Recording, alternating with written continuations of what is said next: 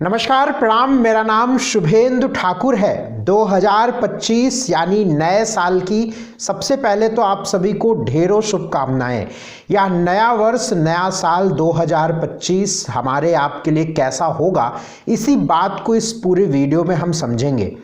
2025 में ग्रहों की स्थितियां कैसी होंगी, इसका पूरा विश्लेषण, पूरा ग्रहों की चाल, कब कहां कैसे ग्रह जाने वाले हैं, इसका पूरा विश्लेषण मैंने तैयार कर लिया है। बहुत ही गहराई से, बहुत ही वैज्ञानिकता से इस बात को समझेंगे कि 2025 यानी नया साल हमारे आपके लिए कैसा होगा। यह जो राशिफल मैं आपको बताऊंगा, या इसे वर्षफल कहें या राशि का फल कहें, यह जो आपको समझना है, ये आप अपनी कुंडली की लग्न राशि पर इसे समझिएगा तो आप बहुत सटीक इस बात को समझ पाएंगे। इसके अलावा आप अपनी चंद्र राशि, चंद्रमा की राशि जो हो, उस पर भी इसको आप समझ सकते हैं। नाम आदि पर समझने की सलाह मैं नहीं दूंगा। दूसरी बात, यह एक सामान्य ग्रह गोचर की स्थिति में बताता हूं, यद्यपि बड़ी जिम्मेदारी से और बड़ी गहराई से इस बात को मैं बताऊंगा, और मुझे बड़ा अटल विश्वास है और मैं आप सभी से बड़ा विनम्र निवेदन भी करूंगा। आप बहुत सारे लोगों का राशिफल देखें, लेकिन कृपा करके 10 मिनट का समय निकालकर हमारे इस राशिफल को देखें और आकलन करें। आप अपने जीवन में, आपको सुनकर ही लगेगा कि बहुत सारी चीजें स्पष्ट हो जाएंगी। और आपको चाहिए कि यदि साल में आपको कोई बहुत विशेष बड़े फैसलों पे जाना है तो किसी बढ़िया मर्मज्ञ जानकार एस्ट्रोलॉजर से सलाह अवश्य लीजिएगा। हमारा आपका जीवन जो प्रभावित होता है मुख्य रूप से, वैसे तो 9 ग्रहों का प्रभाव है, लेकिन मुख्य रूप से जिन्हें हम इस राशिफल में बहुत गंभीरता से देख रहे हैं, उन 4 ग्रहों पर अधिक मेरी नज़र है। एक तो बृहस्पति पर, दूसरा शनि पर और राहु और केतु पर। ये 4 ग्रहों से आपका जीवन बहुत गंभीरता से प्रभावित होगा। और इन 4 ग्रहों की गति को इस वर्ष देखें तो शनि 29 मार्च को मीन राशि में जा रहे हैं। इससे बहुत सारे लोगों के जीवन पर बड़ा प्रभाव पड़ेगा। कुछ की साढ़े साथी खत्म हो जाएगी, कुछ की ढैया खत्म हो जाएगी, कुछ की शुरू हो जाएगी, तो एक बड़ा प्रभाव है। दूसरा, बृहस्पति 15 मई 2025 को बदलेंगे। बृहस्पति के बदलने से बहुत सारे लोगों के विवाह होंगे, बहुत सारे लोगों के संतान होंगे, बहुत सारे लोगों के विवाह और संतान के योग खत्म हो जाएंगे 2025 के लिए कम से कम, और बहुत सारे लोगों के दाम्पत्य जीवन में सुधार आएगा। इसके साथ राहु और केतु का भी परिवर्तन 29 मई को होगा। राहु और केतु के परिवर्तन से बहुत सारे लोगों को बड़ी राहत मिलेगी। तो इन सारे ग्रहों की चाल को देखते हुए हमारे सामने सारे ग्रहों की स्थिति बनी हुई है। इससे आपका जीवन कैसे प्रभावित होगा, इसका पूरा विश्लेषण बहुत ध्यान से समझिएगा। आइए तुला राशि को समझ लेते हैं। लिब्रा यानी 2025 इस नए साल में तुला राशि वालों की क्या स्थिति रहेगी, यह पूरा साल, यह पूरा वर्ष तुला राशि यानी लिब्रा के लिए कैसा रहेगा। यदि आपकी लग्न है तो भी बहुत ध्यान से समझिए, चंद्र राशि है तो भी बहुत ध्यान से समझिए। दोनों का प्रभाव आपके जीवन में पड़ेगा ही पड़ेगा। तुला राशि को देखें, अगर हम ग्रहों को देखें इस वर्ष में, तो आपकी स्क्रीन पर कुंडली बनी दिखेगी। इस वर्ष मुख्य रूप से 3 ग्रहों का गोचर बदलेगा। एक तो बृहस्पति का प्रभाव करेगा, दूसरा शनि का, और तीसरा राहु और केतु का। ये एक समय पर ही होगा, इसीलिए 3 मैं बोल रहा हूँ।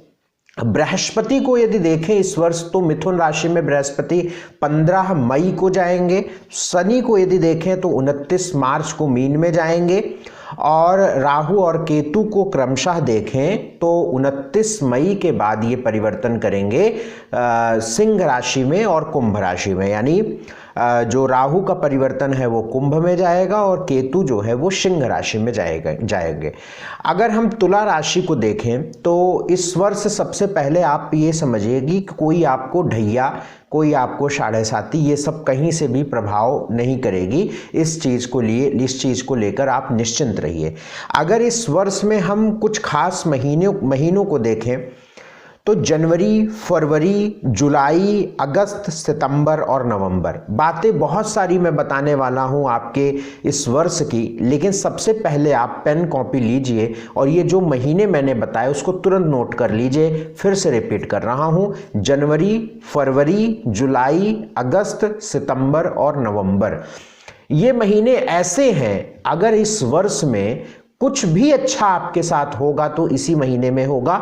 अगर आपको कोई बिजनेस नया शुरू करना है, नया निवेश करना है, विवाह के लिए कोई अगला कदम बढ़ाना है, विवाह करना है, या इन महीनों में विवाह के लिए अगर मुहूर्त भी होते हैं तो आप विवाह भी कर सकते हैं। किसी भी प्रकार से बड़े निर्णय, बड़े डिसीजन, प्रमोशन, नौकरी मिलना, नौकरी चेंज करना, किसी भी प्रकार से आपके जीवन में जो परिवर्तन है वो इन्हीं महीनों में सुखद रहेगा। इस बात को समझ के चलिएगा। ये महीने आपके फायदेमंद रहेंगे। जनवरी, फरवरी, जुलाई, अगस्त, सितंबर और नवंबर, ये 6 महीने हैं आपके इस वर्ष में। सबसे पहले मैं शनि के गोचर की बात करता हूं। शनि जब 29 मार्च के बाद आपके छठे भाव में प्रवेश करेंगे, मीन राशि के प्रवेश करेंगे, तो यहां पर कुछ बातें तो अच्छी होने लगेंगी। वैसे जर्नली जो हमारा अनुभव रहा है ग्रहों के प्रति, वो शनि छठे भाव के शनि का परिणाम सही होता है, अच्छा होता है। तो छठे घर में जब शनि जाएंगे, पिछले 2.5 सालों से आपके 5वें भाव कुंभ में चल रहे थे, जब शनि छठे भाव में जाएंगे तो ये करियर के लिए बड़ा अच्छा रहेगा, इसमें कहीं कोई संदेह की बात नहीं है। काम धंधे, करियर, बिजनेस, व्यापार, और खास तौर से व्यापार और बिजनेस के लिए अच्छा रहेगा। यानी तुला लगन के वे लोग या तुला राशि के वे लोग जो बिजनेस करते हैं, व्यापार करते हैं, उनके लिए 29 मार्च के बाद ये शनि अच्छे परिणाम देंगे। और दूसरी स्थिति में जो कॉम्पिटेटिव एग्जाम के लिए किसी प्रकार से प्रयासरत हैं, या आप कोई प्रतियोगिता परीक्षा में आप अपने जीवन को आगे बढ़ा रहे हैं, तो उसमें भी तुला लगन वाले लोगों की सफलता अधिक होने की संभावना नजर आती है। तो ये बात पॉजिटिव दिख रही है शनि के छठे भाव में जाने के बाद। कुछ बातें शनि के छठे भाव में जाने से जो हमारा अन्य राशियों का अभी तक अनुभव रहा है उसको मैं बताता हूं। जब शनि छठे घर में प्रवेश करते हैं तो व्यक्ति की दिनचर्या डिस्टर्ब हो जाती है, यानी उठने, खाने, पीने, बैठने, मतलब हर चीज बहुत डिस्टर्ब हो जाता है, गड़बड़ा जाता है। वो आपकी नौकरी ऐसी हो जाएगी, आपका काम ऐसा हो जाएगा, आपका स्वभाव ऐसा हो जाएगा, वो डिस्टर्ब हो जाएगी, दिनचर्या आपकी डिस्टर्ब हो जाएगी। ये परिवर्तन आपको इस वर्ष देखने को मिलेगा। दूसरा, शनि के छठे भाव में होने से आपकी मां के स्वास्थ्य के लिए ये अच्छा नहीं है। आपकी माता जी के स्वास्थ्य को खराब रखेगा ये शनि छठे घर का। माँ के, चूंकि चतुर्थ भाव का भी मालिक शनि है छठे भाव में, जब आप घर लेंगे, गाड़ी लेंगे, घर बनवाएंगे, या किसी प्रकार से आप कोई ऐसी क्रियाकलाप करेंगे तो परेशानियां आएंगी और दिक्कतें आएंगी, और ख़ास तौर से आपके माँ के स्वास्थ्य पर बुरा प्रभाव इस वर्ष शनि के द्वारा रहेगा, क्योंकि चतुर्थेश कहाँ पे जाके बैठ गए, छठे भाव में 29 मार्च के बाद।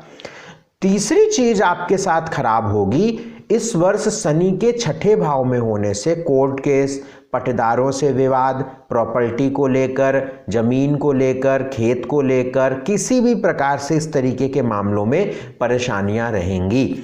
और पेट और संतान पर भी इसका बुरा प्रभाव रहेगा, अशुभ रहेगा। और अपने पाँव का बड़ा ध्यान रखें, कमर का, पाँव, पेट का और पैर का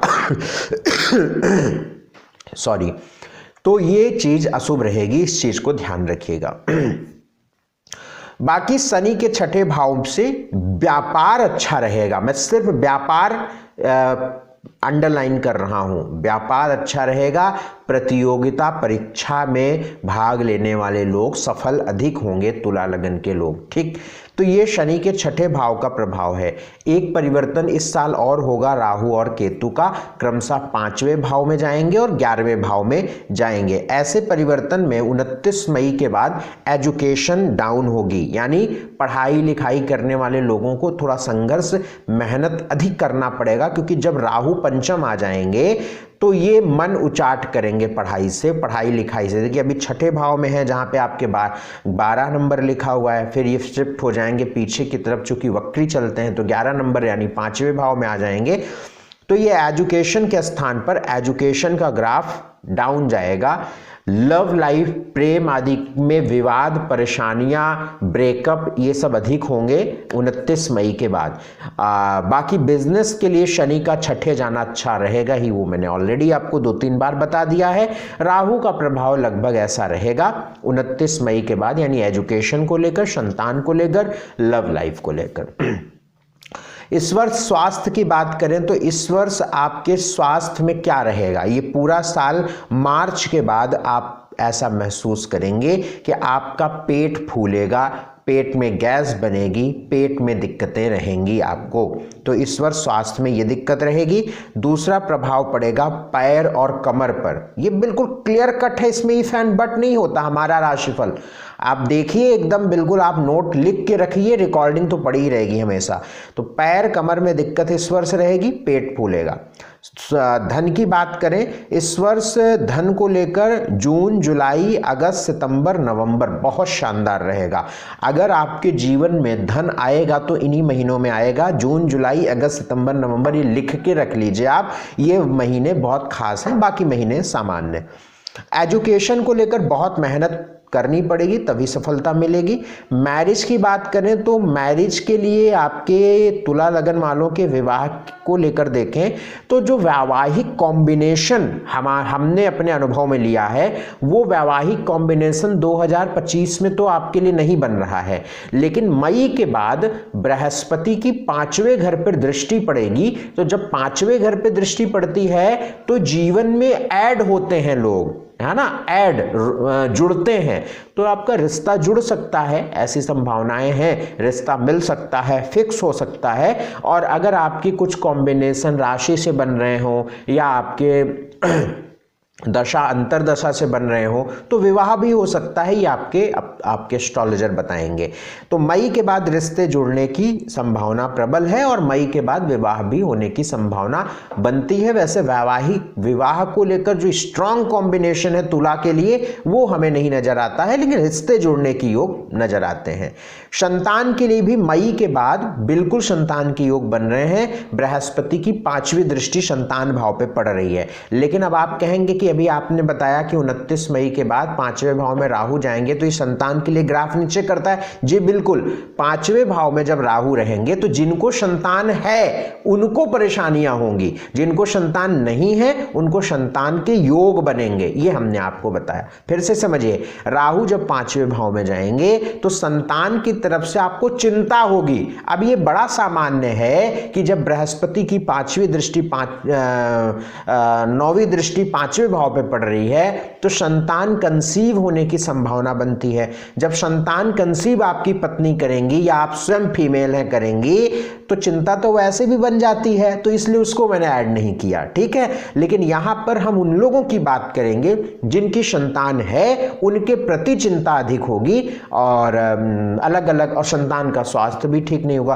बाकी संतान कंसीव होना इसके योग जो है 29 मई के बाद बृहस्पति की 9वीं दृष्टि 5वें भाव पे पड़ेगी, इसका प्रभाव नवंबर तक रहेगा। तो मई से नवंबर के बीच में संतान के लिए आप प्लान कर सकते हैं, ठीक है। हाँ, राहु पंचम रहेगा तो इसमें थोड़ी रुकावटें भी आ सकती हैं, लेकिन अंततः हो जाएगा।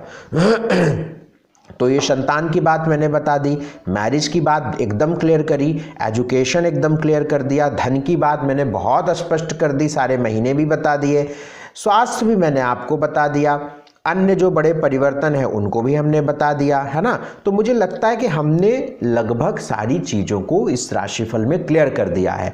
अब इस वर्ष को आपको कैसे अच्छा बनाना है इसको हम बता देते हैं। उपाय क्या करना चाहिए यहाँ पे?